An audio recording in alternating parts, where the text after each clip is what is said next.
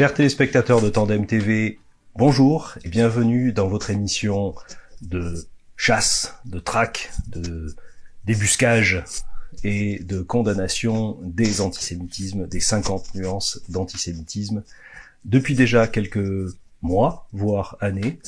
Je suis cette fois tout seul pour cette édition spéciale juillet 2022 et on rentre tout de suite dans le vif du sujet avec le discours commémorant la rafle du Veldiv il y a 80 ans, le 16 juillet 1942, le discours donc par Emmanuel Macron à Pithiviers cette année, en 2022, et qui mérite d'être commenté à la lumière d'un événement tout récent, ou en tout cas dont le développement est tout récent, c'est-à-dire la proposition de résolution numéro 143, condamnant l'institutionnalisation par Israël d'un régime d'apartheid contre les Palestiniens. Proposition portée par 38 députés, je crois bien, de la nouvelle Union populaire écologique et solidaire. Je pense qu'on aurait pu dire de la nouvelle Union palestinienne écologique et solidaire, ça aurait été peut-être un peu plus réaliste, ou en tout cas un peu plus factuel, et on va analyser ça ensemble, si vous le voulez bien. Le discours d'Emmanuel Macron pour les 80 ans de la rafle du Veldiv était touchant. Il était émouvant. J'ai particulièrement apprécié la mention qu'il a faite de familles françaises parlant le yiddish. C'est extrêmement touchant, cette notion, ça induit l'idée que les Juifs font partie de la nation française, une famille française, avec ses traditions, avec leur culture, avec leurs traditions, avec même leur dialecte. Je pense qu'on peut qualifier le yiddish de dialecte, même si le yiddish à proprement parler n'a pas fait partie d'une langue habituellement parlée en France, puisque c'est un mélange d'hébreu et d'allemand, on va dire.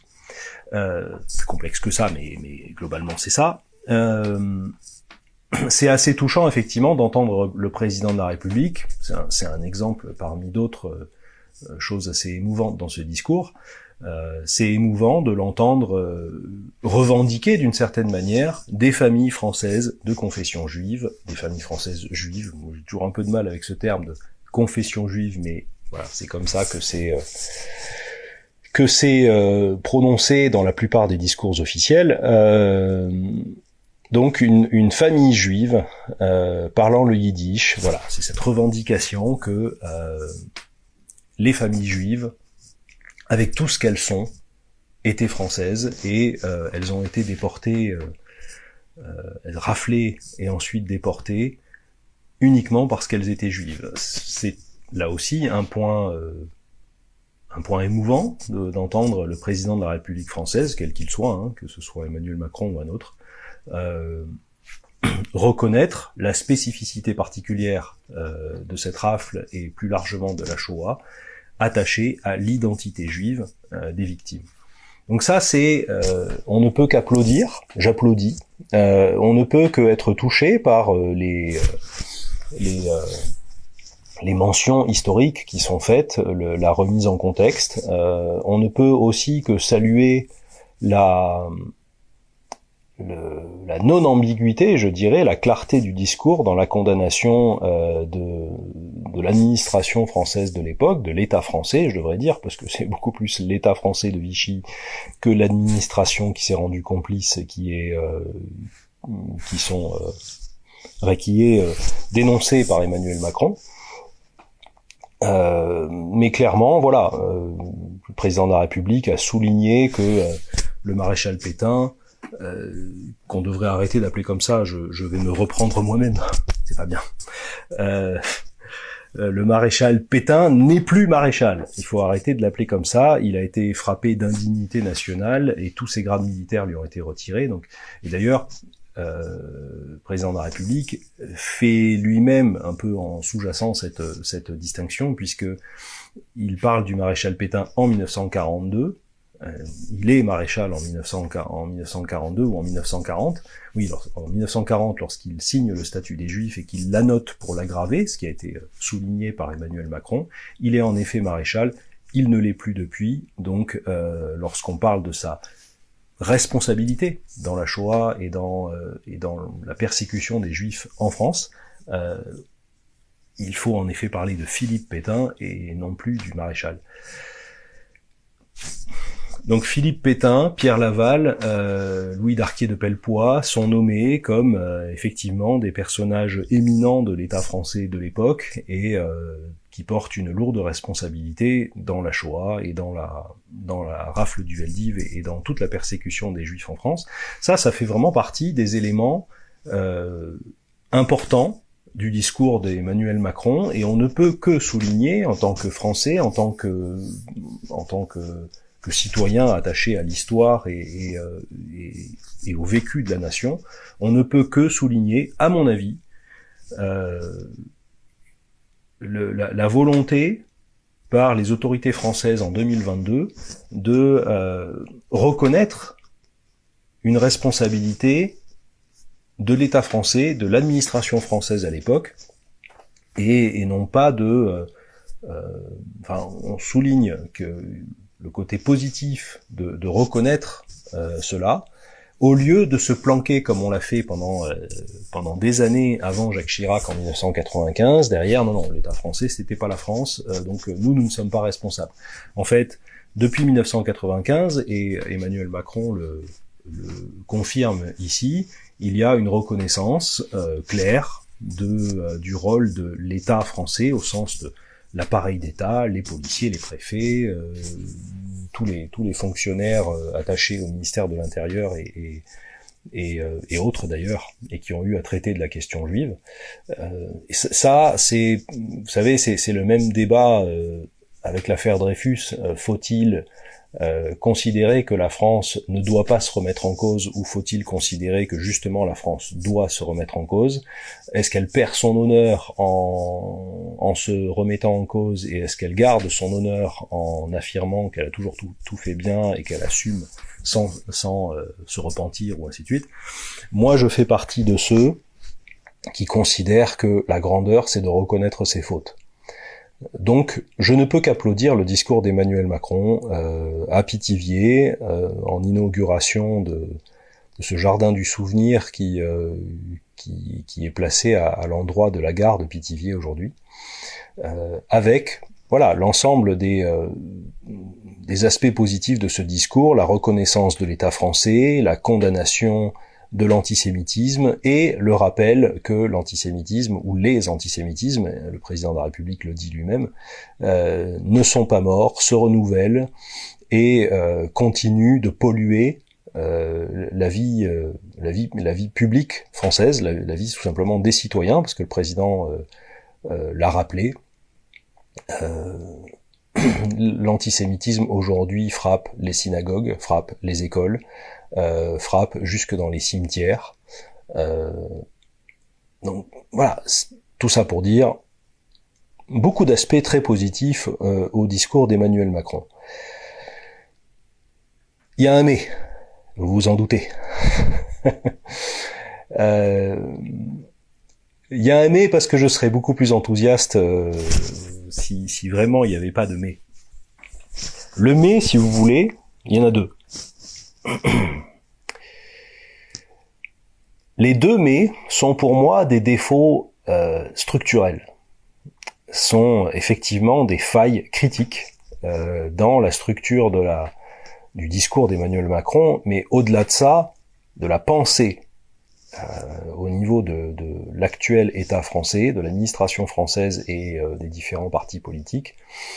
Il y a quelque chose d'une faille fondamentalement structurelle. Vous me connaissez, c'est samedi, je suis chez moi tranquille et je porte un t-shirt à l'effigie de l'aviation. Il y a des avions partout derrière moi. Je suis davantage de cœur que de profession, même si je travaille dans l'aéronautique, je suis davantage de cœur un aviateur. Et je vais illustrer mon propos sur le côté critique des failles du discours d'Emmanuel Macron part de l'aviation. Lorsqu'on fait une visite périodique sur un avion, donc l'équivalent d'une révision pour une voiture, il y a un certain nombre de tâches de cette révision qui sont considérées comme critiques, parce qu'elles vont toucher à la structure même de l'avion, et donc remettre en cause son intégrité physique, remettre en cause la sécurité des passagers, et remettre en cause tout simplement la navigabilité de l'avion, on va dire de façon très professionnelle, on va dire. C'est typiquement le bâtimoteur. Si le bâtimoteur casse en vol, et vous perdez le moteur en plein vol, ce qui n'est pas une solution d'avenir, une situation d'avenir. Les longerons, les trains d'atterrissage qui, s'ils sont mal fixés ou autres, peuvent amener à la destruction de l'avion lors de l'atterrissage. Évidemment, tout ce qui va être structurel, tout ce qui va faire en sorte que l'avion peut voler, fait l'objet de ce qu'on appelle des tâches critiques, parce que ça touche véritablement à la structure. Lorsque on aborde la question de l'antisémitisme, il y a de la même façon des tâches critiques. On est obligé d'y passer. Et le discours d'Emmanuel Macron, eh bien justement, n'aborde pas ces points critiques de la question de l'antisémitisme ou des antisémitismes, et finalement c'est toute la structure de son discours, et comme je l'ai dit, toute la structure de la pensée qui mène à ce discours et à la volonté de lutte contre l'antisémitisme au niveau national et ainsi de suite, qui sont structurellement en danger. Et en fait le crash est immédiat. Dans un cas précis. Dans ce cas précis. Parce que, avant même le discours d'Emmanuel Macron, qui a eu lieu le 16 juillet, avant même son discours, on a eu un dépôt à l'Assemblée nationale d'une proposition de résolution par les députés de la NUPS, la nouvelle Union populaire, écologique et solidaire, 38 députés qui ont donc signé, rédigé 24 pages, je les ai sous les yeux, 24 pages d'une proposition de résolution condamnant, c'est pas beau de dire, condamnant l'institutionnalisation par Israël d'un régime d'apartheid à l'encontre du peuple palestinien.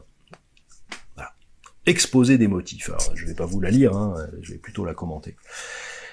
Pourquoi est-ce que je fais le lien entre ça, cette espèce de torchon de 24 pages où on se dit qu'on a payé, parce que nous payons, nous Français, citoyens français, nous payons nos députés, d'ailleurs assez cher, pour qu'ils nous représentent à l'Assemblée nationale et qu'ils s'occupent des problèmes de la cité, c'est politique, police, enfin c'est le police au sens grec du terme, les affaires de la cité. Et visiblement, ces gens-là ont décidé que ils avaient 24 pages d'une rédaction extrêmement poussée. Ils avaient le temps à perdre pour ça, pour s'occuper en fait du sujet d'Israël et des Palestiniens. Toujours pas compris qu'on les avait élus pour ça, mais ça c'est un autre débat.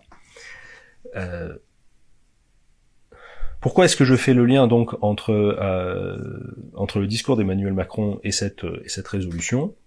Bien, parce que typiquement dans le discours d'Emmanuel Macron, il y a des absences, des omissions, ces failles structurelles dont je parle, qui autorisent, et même d'une certaine façon, justifient ce genre d'acte, ce genre de texte, ce genre de résolution. Je m'explique. Il ne peut pas y avoir de meurtre sans meurtrier. Si le meurtrier n'existe pas, il n'y a pas de meurtre. Je veux dire, c'est d'une logique imparable. De la même façon, l'antisémitisme ne serait qu'une idée, ne serait peut-être même une légende ancienne, s'il n'y avait pas des antisémites. L'antisémitisme, les antisémitismes, on a parlé avec Galit et des invités, dont Bernard Bitan, qui a fait un travail absolument splendide avec son texte salsioniste. D'ailleurs, il faut rendre à César ce qui est à César. propos tenus par un juif. Bernard Bitan, dans son texte « Je suis sioniste », où en fait il parle non plus des antisémitismes au sens des idées, des constructions idéologiques, mais des antisémites, c'est-à-dire les personnes réellement qui portent ces idées, ben en fait il m'a permis une évolution un petit peu de pensée que je vous livre ici. Il ne peut pas y avoir d'antisémitisme sans antisémite. C'est-à-dire qu'aujourd'hui, la mythologie grecque de Zeus, Héra et ainsi de suite, elle existe toujours dans les livres. Plus personne n'y croit, à part peut-être de tordus de la Grèce qui voudraient revenir à la Grèce antique. Donc en fait, virtuellement, enfin non, réellement, cette mythologie est une mythologie. Ça n'existe plus. Au sens, ce n'est plus, il n'y a plus véritablement de personnes qui portent ces croyances. Donc ce n'est pas un problème, si vous voulez. Il n'y a pas de... une mythologie n'est pas forcément un problème, mais c'est pour illustrer que lorsqu'il n'y a plus personne qui porte ces idées, ben on peut considérer qu'une idée est morte. Typiquement, typiquement, par exemple, des gens qui voudraient aujourd'hui, enfin, l'indépendance du duché de Bourgogne, comme il n'y a plus personne qui véritablement porte cette idée, à part effectivement, encore une fois, de couillons rétrogrades et passéistes avec des problèmes psychiatriques, et ben en fait, ce n'est plus un problème pour l'État français, cette volonté d'indépendance du duché de Bourgogne. De la même façon, si l'antisémitisme n'était pas porté par des antisémites, par des personnes, ben, on pourrait en parler au passé et on ferait pas des émissions, on serait au chômage avec Galit, parce qu'on n'aurait rien à dire. On pourrait ce serait véritablement un travail d'historien qu'en fait d'explorer en fait les constructions idéologiques, les schémas de pensée, le folklore et ainsi de suite, et on serait dans un débat d'historien au Collège de France ou dans une université à faire des thèses que personne ne lit sur comment en fait la figure du juif a travaillé le Moyen Âge et voilà. Ce serait quelque chose de complètement passé. Donc, parler des antisémitismes comme on le fait, notamment ici dans 50 nuances d'antisémitisme avec Galit, c'est effectivement nécessaire, mais c'est nécessaire parce que ces idées sont réellement portées aujourd'hui par des personnes qui revendiquent ces idées, les antisémites. Bernard Bitan, dans son texte salsioniste, je vous invite à le regarder en replay sur Tandem TV. Il fait une liste non exhaustive, je dirais, des différents types d'antisémites aujourd'hui. Et c'est justement ce qui manque en fait dans le discours d'Emmanuel Macron à Pithiviers. Il manque cet aspect de les antisémites, vous. C'est pas juste vos idées qui posent problème, c'est vous, c'est votre comportement, c'est ce que vous dites, c'est les protestations auxquelles vous vous livrez, ce sont les propagandes que vous menez sur les réseaux sociaux ou ailleurs, ce sont les travaux de lobbying que vous faites dans vos associations à caractère antisémite, je vais y venir un petit peu plus tard peut-être. C'est ça qui pose problème. Le problème, aujourd'hui, c'est véritablement les antisémites. Et dans un discours sur la rafle du Veldiv à Pithiviers, eh ben ça, c'est un aspect qui est complètement gommé. On ne parle pas des antisémites, aujourd'hui, d'extrême droite. On ne parle pas aujourd'hui des antisémites d'extrême gauche. Et cette résolution de la NUPS vient de nous montrer qu'il y en a et qu'ils sont très actifs et qu'ils se croient même puissants. On ne parle pas des antisémites chrétiens, c'est ceux qui sont à mon avis des hérétiques au sens premier du terme, c'est-à-dire des personnes qui portent une fausse doctrine du christianisme et qui détournent en fait le christianisme à des fins antisémites. On ne parle pas des antisémites musulmans, j'ai bien dit musulmans, j'ai pas dit islamistes, parce qu'il y a en effet une composante importante d'antisémitisme religieux, ou en tout cas historique dans la foi musulmane et dans la doctrine musulmane. Alors, on va nous dire, mais t'es contre tout le monde, toi, tu vois des antisémites partout. Et je vous cacherai pas que c'est vrai que c'est presque un peu plus facile de dire ceux qui sont pas antisémites, levez la main, ce sera plus facile pour vous compter.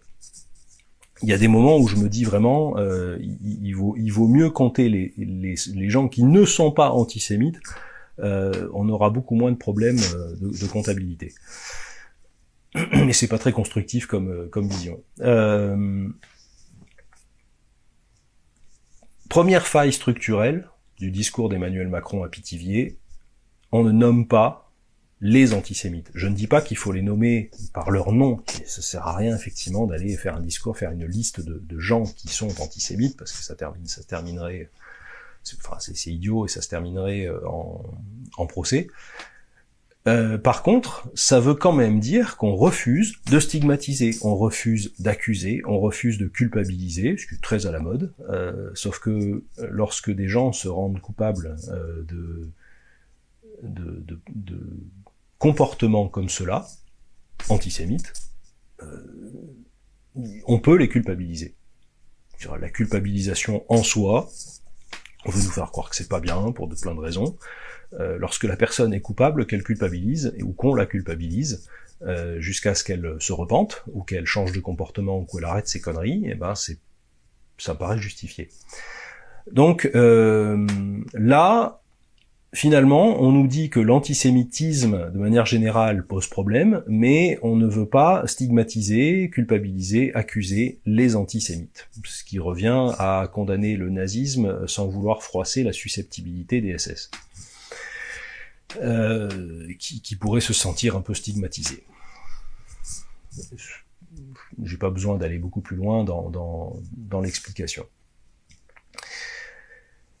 Deuxième faille structurelle, et c'est là véritablement qu'on rejoint la proposition de résolution, deuxième faille structurelle du discours d'Emmanuel Macron, arriver à passer quasiment 28 minutes de discours sans une seule fois prononcer le mot Israël, sans parler d'antisionisme,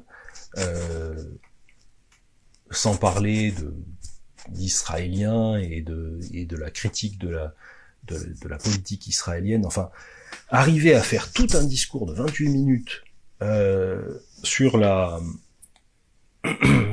les antisémitismes, en oubliant, en omettant, parce que je peux pas considérer que ça a été oublié, en omettant volontairement le sujet premier de l'antisémitisme en 2022, c'est-à-dire la contestation d'Israël, quelles qu'en soient les justifications, j'ai envie de dire, c'est chapeau de langue de bois, quoi. Bravo. Là, à ce niveau-là, j'ai presque un respect malsain pour quelqu'un qui est capable de tourner autour du pot avec autant avec autant de vélocité, quoi. C'est comme vouloir, là aussi je vais faire un comparatif, c'est comme vouloir contester ou combattre l'antisémitisme nazi, mais sans jamais parler du protocole des sages de Sion, sans jamais affronter véritablement les thèmes premiers de l'antisémitisme nazi. Voilà. Ce qui revient d'une certaine manière à dire à ces gens-là, vous avez peut-être raison sur le diagnostic, mais votre antisémitisme, c'est pas bien. Puisqu'on refuse de parler des racines, des causes de ces antisémitismes, et ben quelque part, qui ne dit mot consent. Et j'ajouterais, c'est le sentiment un petit peu qu'on a avec Emmanuel Macron et la politique du gouvernement français aujourd'hui, puisqu'on a le droit de critiquer la politique du gouvernement français. On a le sentiment qu'ils vont effectivement condamner l'antisémitisme de manière générale, parce que ça fait bien de le dire, mais que au fond, ils consentent à l'explication de l'antisémitisme moderne, c'est-à-dire Israël pose problème. Et là, on est effectivement dans la faille, comme je dis, structurelle, qui finalement, les deux cumulés, on veut pas parler des antisémites, on veut pas cibler spécifiquement des personnes qui se font remarquer par leur antisémitisme, et on ne veut pas mentionner le sujet premier de la haine des Juifs aujourd'hui, c'est-à-dire l'existence même d'un État juif. Ce qui veut dire qu'en fait, le discours de Pithiviers, quelles que soient ses qualités, quelle que soit grandiloquence, l'émotion, quelle que soit véritablement même une forme de courage à reconnaître la responsabilité de l'État français, et en fait ce discours est nul et non avenu, en tout cas dans ses intentions de combattre l'antisémitisme, parce qu'il refuse de s'adresser, il refuse de prendre en compte, de reconnaître aujourd'hui le motif premier de l'antisémitisme dans le monde, la haine d'Israël. Emmanuel Macron, comme je dis, quand il reçoit Mahmoud Abbas, quand il parle de l'occupation israélienne, lorsqu'il parle des colonies, lorsque il finance l'autorité palestinienne, alors qu'on sait pertinemment que l'argent de l'autorité palestinienne sert en partie à rémunérer les familles d'assassins, à rémunérer des terroristes en prison et à alimenter une propagande, notamment à destination des enfants, violemment antisémites, dans un antisémitisme que l'on retrouve complètement dans les préjugés nazis ou de l'époque de l'affaire Dreyfus. Voilà, soutenir l'autorité palestinienne et reprendre le discours, reprendre les narratifs anti-israéliens mensongers qui sont la marque de fabrique de l'autorité palestinienne et des groupes palestiniens, eh bien c'est nourrir l'antisémitisme, c'est nourrir la haine des Juifs dans les jours qui ont suivi en fait la condamnation de l'antisémitisme à Pithiviers. Voilà. Et on voit avec effectivement cette résolution de la NUPS on est complètement dans cette justification de l'antisémitisme. Il y a 24 pages de justification de la haine d'Israël, et vous me permettrez de souligner que pour une fois, sans doute parce qu'ils sont 150 à l'Assemblée, les députés de la NUPS se sentent un peu poussés des ailes, et ils prononcent dans cette résolution des mots dont ils se seraient peut-être abstenus il y a quelque temps. Je cite la première phrase. La première phrase d'un paragraphe. Depuis sa création en 1948, c'est toujours pas beau de vieillir, hein, Israël mène une politique visant à instituer et à entretenir une hégémonie démographique juive et à amplifier son contrôle sur le territoire au bénéfice des Juifs israéliens.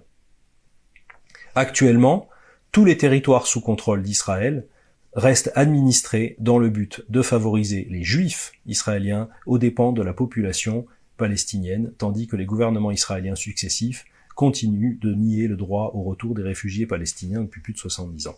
J'ai pas besoin d'aller beaucoup plus loin en fait. À partir du moment où effectivement vous dites, eh bien là on essaye de dénoncer ce que font les Juifs pour se protéger, on n'est plus du tout dans simplement une question de politique d'un gouvernement. On est véritablement dans la remise en cause du caractère juif de l'État d'Israël, on est dans la remise en cause du caractère juif de la nation israélienne. Je peux aller même encore un peu plus bas. Ces objectifs démographiques, donc les objectifs démographiques de l'État d'Israël, sont visibles dans les plans officiels de judaïsation de certaines zones en Israël et en Cisjordanie. Je crois qu'il n'y a pas besoin de déclamer beaucoup plus. Avec ces quelques phrases, et il y en a d'autres dans les 24 pages, avec ces quelques phrases, on comprend que véritablement l'idée que Israël puisse être juif, que Israël puisse vouloir un peu protéger son caractère juif, que Israël puisse faire, ce terme de judaïsation est absolument détestable, mais que l'on puisse transformer en juif quelque part des choses qui ne le sont pas, visiblement ça écœure et ça révulse des députés français au point qu'il faille écrire 24 pages de résolution pour le condamner. Je vais pas tourner autour du pot parce que moi je suis pas Emmanuel Macron et je suis pas un politique français. Cette résolution est antisémite. Voilà. Ces gens-là ne veulent pas des juifs. Ils veulent bien peut-être un pays qui s'appelle Israël, qu'ils auraient complètement vidé de son sens et même de l'origine du nom d'Israël. Ils veulent bien un État qui s'appelle globalement Israël, mais c'est à peu près tout, et encore, c'est à peu près tout ce qu'ils sont prêts à accepter d'existence publique des Juifs. Ces gens-là, très clairement, veulent que tout caractère juif disparaisse parce que toute insistance sur le caractère juif est une forme d'apartheid. C'est-à-dire on sépare les populations sur des critères raciaux. Ce qui est dramatique dans ce texte, c'est que en fait cette séparation raciale, ethnique, elle est d'abord portée par les Arabes. Et là, moi je fais pas de langue de bois, je vais pas dire les Palestiniens. Les Arabes, de manière générale, en tout cas dans cette région du globe et dans ce conflit très particulier avec les Juifs, se revendiquent israéliens, se revendiquent arabes, que leur identité première c'est d'être arabe, et leur drapeau, le drapeau palestinien, n'a jamais été le drapeau palestinien, c'est véritablement le drapeau du nationalisme arabe, de la suprématie arabe, qui a voulu s'imposer à l'ensemble du Moyen-Orient après la chute de l'Empire ottoman. Et là, évidemment, dans la résolution, il est absolument pas question de ça, c'est absolument pas mentionné. Tout ce qui est condamné ici, c'est le caractère juif d'Israël. Et en fait, ben voilà, c'est open bar, puisque le président de la République lui-même, dans un discours sur l'antisémitisme, nous explique, enfin, refuse de prononcer le nom d'Israël, et donc en fait, les députés de la NUPS peuvent tout à fait nous dire, bah non, c'est pas antisémite, voilà, l'antisémitisme, c'est ce qui s'est passé à la rafle du Veldiv, et aujourd'hui on a parfaitement le droit de critiquer Israël. Oui, critiquer Israël, moi aussi je le fais.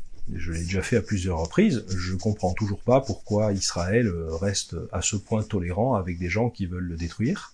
Et moi j'appelle de mes vœux, contrairement à la NUPS, j'appelle de mes vœux l'établissement, l'instauration véritablement de ce que j'appelle la Pax Judaïca.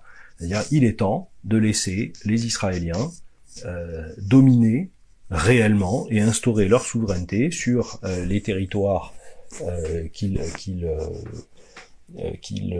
contrôlent et qui ont un impact sur leur sécurité. Donc, il y en a qui vont hurler que je dise qu'il faille reprendre la bande de Gaza, mais je pense que la bande de Gaza vivait mieux sous souveraineté israélienne, et la Cisjordanie vivait mieux également sous souveraineté israélienne, et elle vivra encore mieux quand on arrêtera de l'appeler Cisjordanie, et que on l'appellera Judée-Samarie.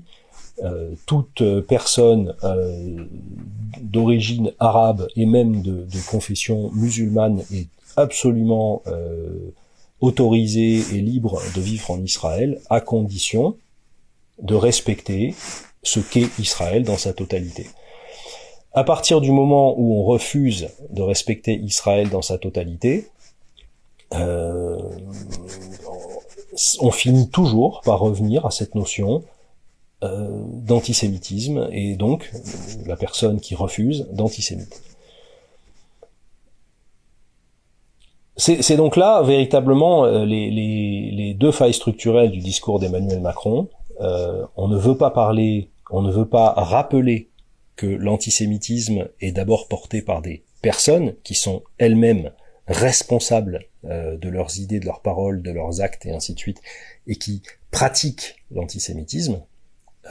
Donc on peut avoir cette idée que l'antisémitisme c'était une espèce de maladie diffuse comme un virus contre lequel peut-être il faudrait traiter, vacciner. C'est pas totalement idiot comme idée, mais je sais pas comment on peut vacciner contre une idée. Et on refuse de nommer aujourd'hui ce qui est aujourd'hui le problème principal de l'antisémitisme, c'est-à-dire le rejet d'Israël. Donc, open bar pour recevoir Mahmoud Abbas, open bar pour faire des résolutions, même s'il y a très peu de chances qu'elles soient votées, open bar pour dire n'importe quelle connerie au sujet d'Israël, je l'ai lu dans sa totalité, c'est même un déni absolu je dirais comment dire, c'est presque un déni de justice dans la mesure où ils accusent, dans ce texte, ils accusent directement, donc officiellement, à l'effigie de la République française et autres, ils accusent Israël d'avoir abattu les journalistes Shirin Abu Akleh, tout en étant incohérent parce qu'ils terminent le paragraphe en disant que c'est potentiellement un crime de guerre. Alors, excusez-moi, soit l'armée israélienne a abattu Shirin Abu Akleh avec un tir de précision dans la tête, juste sous le casque, nous dit-on, et c'est un crime de guerre, parce qu'il n'y a pas d'autre moyen de le définir, soit ça ne s'est pas passé, et ne c'est pas un crime de guerre. Mais rien que sur ce point, on peut dire ce que l'on veut, et ce n'est pas considéré de l'antisémitisme. Ah non, le président de la République lui-même refuse, visiblement, dans un discours un peu fondateur, ou en tout cas un discours un peu important sur la question de l'antisémitisme, il ne parle pas et ne veut pas parler d'Israël. Alors, je comprends, mais non, faut pas relier, faut pas importer le conflit, il faut pas tout ça. Je vous assure qu'aujourd'hui, j'en suis absolument persuadé, aujourd'hui encore, en 2022 et dans les années qui viennent, on peut voir se produire une rafle, on peut voir se produire un statut des Juifs, on peut voir se produire des persécutions des Juifs en France et des Juifs français à cause de ce qui se passe en Israël.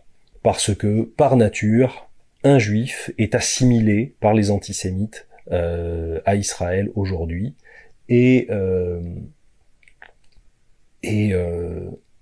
il suffit de regarder les réseaux sociaux, il suffit de lire les réseaux sociaux et les commentaires divers et variés pour constater que les antisémites qui se réclament antisionistes souhaitent activement faire la traque de tous les soutiens de l'entité sioniste, comme ils disent. Donc les Juifs qui sont par nature tous ceux qui vont porter une Magen David ou une mezouza à la porte vont être considérés comme des soutiens de facto du régime sioniste. Je serai considéré évidemment comme un soutien du régime sioniste, et on peut tout à fait, suivant la configuration politique, se retrouver avec une rafle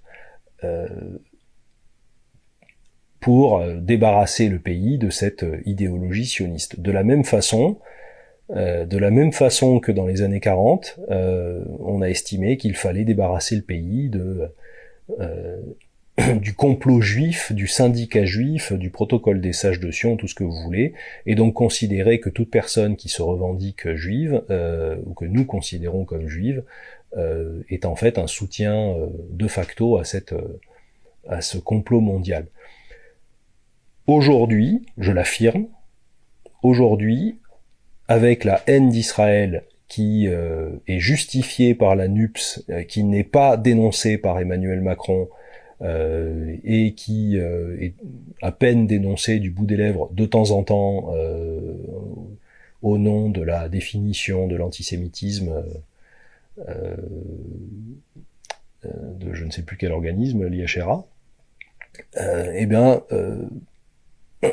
ne pas vouloir nommer Israël, à ne pas vouloir dénoncer l'antisémitisme qui se cache aujourd'hui derrière la contestation d'Israël. On est tout à fait dans la configuration où aujourd'hui on peut en effet condamner toute personne qui se revendique juive, en France et dans le monde, pour complicité ou pour apologie de crimes de guerre ou de crimes contre l'humanité par les sionistes en Israël. J'en arrête là. Je pense que vous aurez compris où je veux en venir, même si j'ai peut-être été un peu parfois pas aussi cadré que je l'aurais voulu. J'applaudis donc le discours d'Emmanuel Macron, parce que pour ses qualités, et pourtant je reconnais qu'il y a deux failles structurelles qui le rendent inutile. Le refus de parler véritablement des antisémites, des personnes qui portent l'antisémitisme, et le refus de regarder en face la haine d'Israël comme la source première de l'antisémitisme. Et donc, il est juste logique que l'on continue à recevoir Mahmoud Abbas et que on propose à l'Assemblée nationale cette tâche immonde, cette marée noire de conneries, qu'est cette résolution numéro 143, condamnant l'institutionnalisation de l'apartheid israélien auprès de la population palestinienne. On pourrait presque dire, si on est un petit peu si on capillotracte un petit peu, on pourrait presque dire que Emmanuel Macron a raté une occasion en or, et il est encore en train de la rater, et il l'a un peu définitivement raté après avoir reçu Mahmoud Abbas. Il a raté une occasion en or de renvoyer ses opposants de la NUPS dans leurs cordes en dénonçant justement l'antisémitisme de cette résolution et des motifs de cette résolution. Je rêve en effet que face à ce genre de choses, un responsable politique français de premier plan, c'est-à-dire quelqu'un qui est au pouvoir et qui représente véritablement les Français, qui a cette légitimité, je rêve qu'il nous dise « ça, c'est de l'antisémitisme et nous n'allons pas le tolérer, nous allons le combattre avec la dernière énergie ». Malheureusement, le contenu de cette résolution, le Quai d'Orsay y croit. Malheureusement, le contenu de cette résolution, je pense que le gouvernement français actuel y croit. Malheureusement, le contenu et les motifs de cette résolution, je pense même que malgré des discours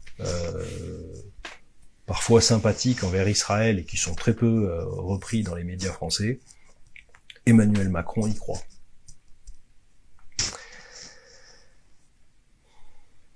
Donc, je vous retrouve d'ici quelques temps pour de nouveaux numéros de 50 nuances d'antisémitisme avec Galit sur Tandem TV, parce que